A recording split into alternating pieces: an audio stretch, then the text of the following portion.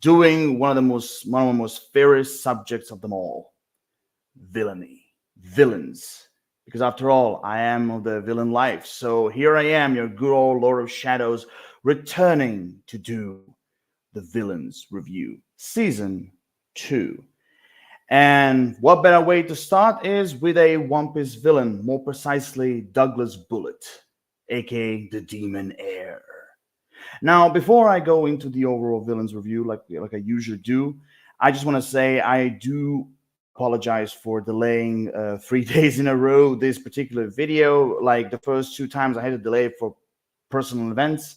Then the third time I was like a little bit under the weather. So at least, finally here I am on Thursday doing a villains review about Douglas Bullet. Now, let me try to explain how villains review usually works. Now, what I usually do in these videos, I basically criticize the villains from their backstories, from their personality, from their goals, from their beliefs, what types of villains they are, and basically kind of at the end give them a perfect score from 1 to 10 when it comes to villain ratings, of course. Now, as I've said, this one's going to be about a One Piece villain, Douglas Bullet, aka the main villain of One Piece Stampede movie, to be precise, aka, as I mentioned before, also known as the Demon Heir. So one more time, welcome everyone, bienvenue to this road of villainy. Now, to kind of give you a little short summary about the character, basically Douglas Bullet, aka the Demon Heir, for the third time, if you haven't heard, he was an orphan born in the kingdom of Galsburg until he was trained to be a soldier until one time they betrayed him, and then he blew Galsburg in the Kingdom Come, so to speak. He met Goldie Roger one time, joined his crew, and then eventually abandoned them, going on a rampage, stopped by the Buster Call, ended up in Impel Down, and then after the Blackbeard Luffy fiasco, he ended up escaping. He allied himself with Buena Festa, another Golden Age pirate, enemy of Roger, naturally. And they make this concoction, more precisely, organize this little pirate festival, aka it's a trap, for basically every single pirate to be gathered in that particular spot, so Douglas Bullet can literally destroy them. Now, with all the summary, with everything being said, let's dive in a little bit deeper into the character of Douglas Bullet. Now, who is he? Why is he a villain? What happened to him that really drove him into all of this? Well, first and foremost, the guy literally, ever since he was a small baby, he was abandoned by the people who were supposed to love him the most. Let's simply start with that, okay? And then basically, he was bred to be a soldier, with every single, old-fashioned element. He proved himself, to be very useful, fought for his own country, in this case, Galsburg, until eventually, every single member of the army basically, saw him as a threat because he was growing in power, very quickly. So again, what his superiors and the other soldiers do, well, good old-fashioned betrayal, a little stab in the back, but this time they actually messed with the wrong guy because he literally created a old-fashioned massacre of Galsburg. If you're gonna betray me, then be prepared that I'm gonna beat the shit out every one of them, or should I say, kill every one of them, because after all, that's what a massacre is. He destroyed, everyone in Galsburg, and then basically he went on his own after that. He met Goldie Roger. He gave him a little bit of a taste of what defeat is. And then, of course, later on, he joined his crew, challenging Roger over and over again. Finally, somehow, finding his purpose. And then later on, Roger died. He lost that purpose and went on a rampage, basically. And then, the rest is history. Now, I will say this. Now, first of all, as well, when you look at Douglas Bullet as a villain, what do you see? Now, basically, we see a brute, okay? This guy is literally a brute. Now, to be fair, he is a force to be reckoned with. That's for sure. When it comes to, we all seen, he, from his powers, from his physical strength to hockey to devil fruit. Yes, this guy is OP as hell. That's for sure. But as a character itself, as a villain itself, he is basically a brute. and or should I say an opportunistic brute. Let's put it that way. Now, usually, brutes are the types of villains, who also have a very like generic intelligence, like very limited intelligence. Let's put it that way, because usually, when you have a villain who's a brute, usually he's not the type of villain who's like, all brawn and brains as well. Like usually, it's like he takes like one element from the other. And in this case, we got Douglas Bullet and everything. But I will admit, I will give credit when it comes to Douglas Bullet. I will give him credit, that as a character, he did, even though with the help of Buena Festa, he did organize this pirate festival, bringing every single member of the big leagues, from pirates and marines and Cyberpol, Shichibukai before they were, before they broke up, basically legally. He brought every single one of them there, so he can basically defeat them, every single one of them. And why? Because he wanted to prove to everyone else that he is the strongest man in the world. Which also brings me to another subject, which of course, is why he wants to have a goal like that. Because Douglas Bullet throughout his life always believed that the only way you can survive on the seas is basically by yourself. Which also gives you an idea, like, never trusting anybody. The only one you can trust is yourself, another like very old-fashioned villain thing to do.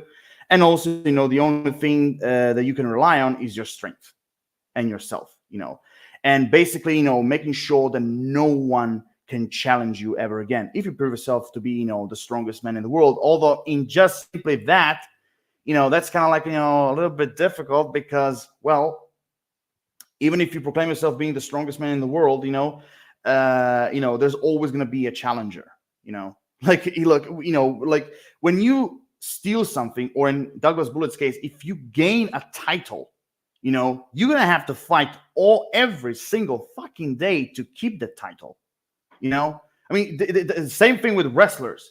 Like you think like, oh, okay, I'm a world-class champion, yeah, that's it. I have the belt. Now I'm like the strongest guy in the world. No, every single fucking day, there will be other challengers who are going to challenge you for that specific belt. Same thing goes to Douglas Bullet. Yes, he wanted to be the strongest man in the world, but that does not mean, that he's not going to have challengers on this one, So even though, even though you could kind of say his goal is basic, but it kind of makes sense, with everything he has been through, from his childhood, being abandoned from like the army, the way how he was trained, or should I say bred into being a soldier, and then betrayed and everything, going on a rampage, never, kind of also making him feel like, never trusting anybody until like, Goldie Roger, came, because, he finally, met someone, not just simply that gave him a taste of defeat, but also, kind of like someone he can trust, someone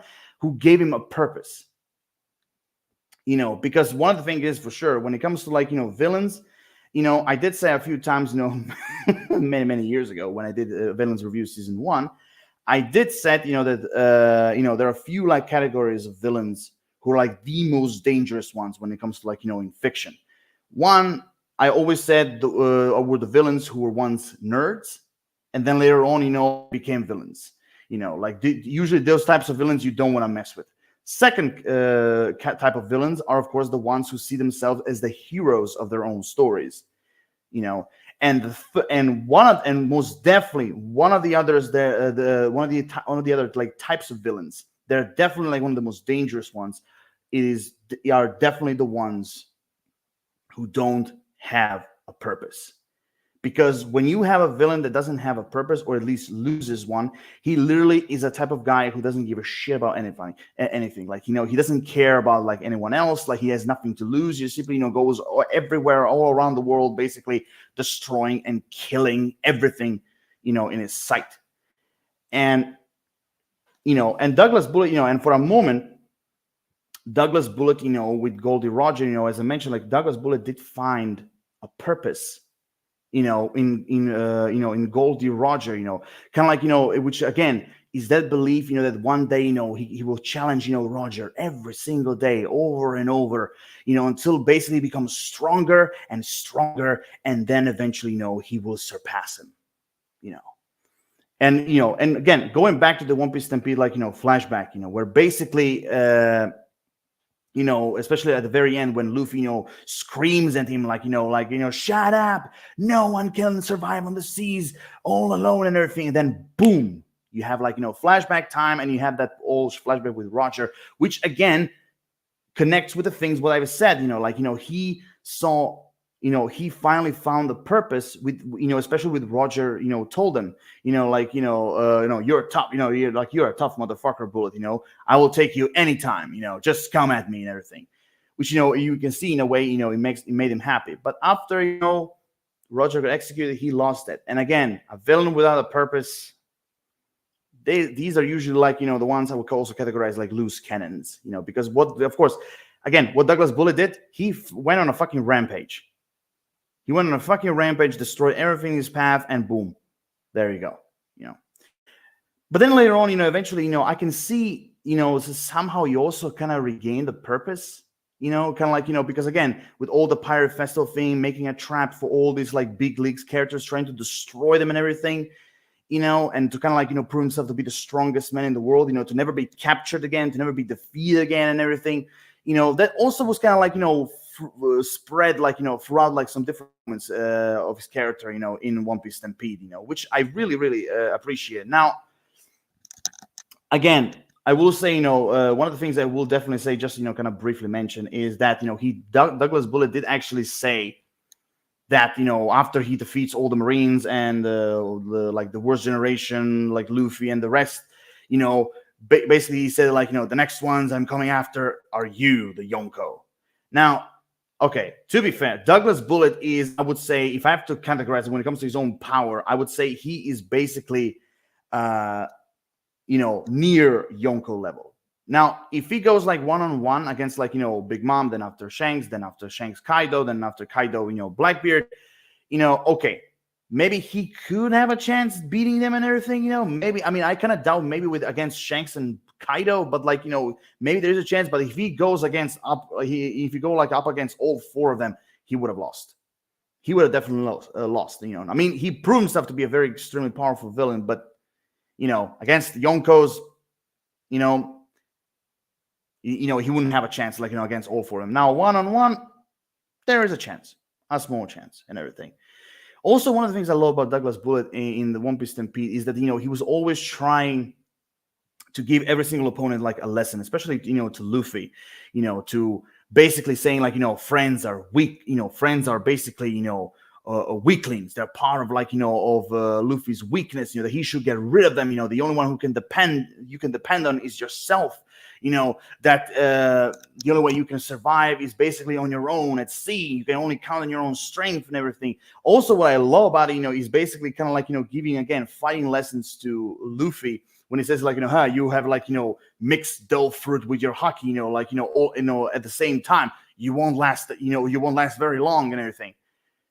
I love, and I know one of the props I really, really, I would say praise when it comes to like Douglas Bullet's, character, because like even like the way how he talks to Luffy, I would say, you definitely feel like, you seeing elements, of like, being trained as a soldier, because most of the times when he has some dialogue, usually like, again, it's definitely, like some like soldier elements in it, but also, not forget to mention, Douglas Bullet, also he proved himself to be very full of himself. That's for sure, because like, because basically, especially when he, is trying to show his strength to everybody, how powerful it is and everything, that he's the one who's going to be the Pirate King, which is kind of like a no big deal because almost every single One Piece villain, wants to do that. So, he's just simply another one on the list, on the big, like, Pirate King wish list. But basically, again, you can see he's very, very full of himself. He's, he also can be like he's shown to be a little bit like, egocentric. I'm not gonna say he has an overinflated ego, no, but like you can definitely feel a little bit of ego in him, as well, and also, which also again goes to like, overconfidence, because like there's also one thing I would say about Douglas Bullet, that he's also very overconfident, which again can also now all these three elements again, all these three elements I've said, like being full of yourself, ego, overconfident.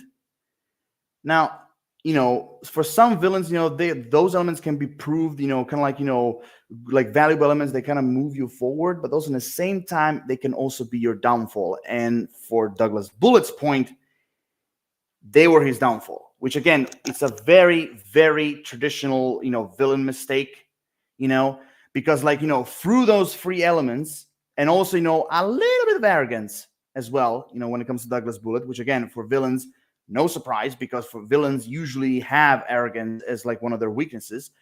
But again, for Douglas Bullitt, all these elements basically led to his downfall, to kind of like, through that, he basically made sure, he basically kind of like led a passage, of how like his enemies, will eventually, defeat him and everything. Now, one thing, again, definitely, there's one of the biggest praises I have for Douglas Bullitt. It is definitely, his strength, because it took like a group of people to take him down. More precisely, Hancock, Sabo, Rob Lucci, Crocodile, a little bit of Buggy, Luffy, and I think, if I remember correctly, I haven't seen One Piece Stampede in a long time, but like I think also Law was part of the team, basically. So it took all of them together to beat him up, basically to, like to make sure that Luffy will give him the final blow that they what they needed to basically KO him. It was literally kind of like, Thanos versus some of the Avengers and Guardians, on the planet Titan in Avengers Infinity War. It was literally something similar to that, and I loved it. I really, really loved it. Now, again, there's a lot of like, praises that I have, for Douglas Bullitt, like again, a lot of the elements that he had, when it comes to his build up to his villainy, is very classic, from like being abandoned, orphan, betrayed, and never trusting anyone, just simply depending on yourself, and so on and so forth. Like those are very typical like villain roots. They kind of transforms you into a very kind of like classical, a little bit of a stereotypical villain in a way. But they will give him praise, again, mostly because of his strength. And because of like the enough amount of intelligence that he had alongside Buena Festa, to create this festival, to organize all of this, I will give him praises for that. But again, his intelligence, I would say is a little bit like limited, because again, in this movie, he was basically shown to be basically a brute. Like again, he wasn't like brains and bronze. He was mostly bronze with a little bit of brains, And usually I'm a type of guy when it comes to villain life. I'm usually like type of like who has like both like bronze and brains. Like for example, I would say Bane, for example, from the DC universe. Like that would be like a kind of example where you have a villain that has like brains and bronze, basically, So I wish, Douglas Bullitt would have had a little bit of that and everything, But even though, again, I don't want to sound like, too critical, because like, even like when it comes to his downfall, there was a lot of traditional things that literally led him to that moment, But again, but again, mostly again, but again, to kind of like, before I go to my final ratings, again, like I love when it comes to the roots to his downfall, I repeat, they're very classical things, like, he was arrogant, he was egocentric, he was like, he wasn't egocentric, he had an ego, but not overinflated, maybe not a little bit, maybe not too much egocentric, but he was definitely like full of himself.